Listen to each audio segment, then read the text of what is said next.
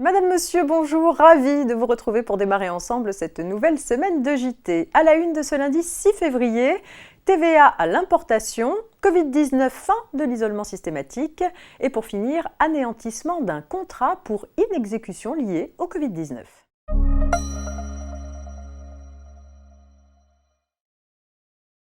Depuis le 1er janvier 2022, la déclaration, le recouvrement et le contrôle de la TVA à l'importation ont été transférés des services des douanes à l'administration fiscale. Par conséquent, la déclaration de la TVA à l'importation doit être effectuée sur la déclaration de TVA et non plus lors du processus de dédouanement. La déduction de la TVA due à l'importation est effectuée sur la même déclaration, ce qui a pour conséquence positive de supprimer le décalage dans le temps entre l'acquittement et la déduction de la TVA. Ces nouvelles dispositions sont commentées par l'administration dont le document a été mis en consultation publique jusqu'au 15 avril 2023. Inclus, les personnes concernées peuvent donc lui faire parvenir leurs remarques éventuelles jusqu'à cette date.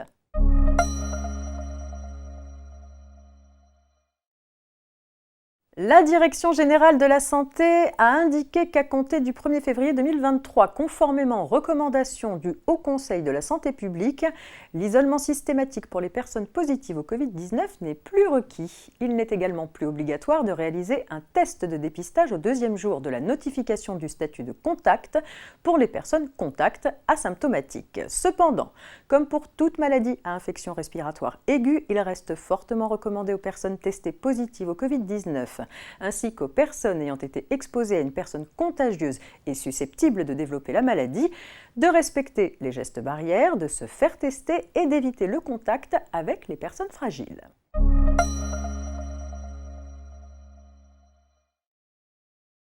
Vie des affaires pour terminer avec l'affaire suivante. En vue de la tenue d'un salon professionnel dans son établissement en mars 2020, un hôtelier commande diverses prestations à un traiteur.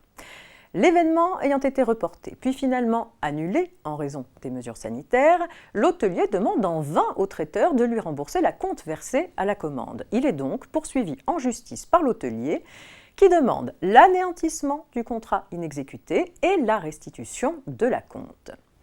Pour s'y opposer, le traiteur invoque notamment le caractère non fautif de son inexécution causé par un élément extérieur, l'annulation du salon, dans le contexte de la crise sanitaire. Sans succès.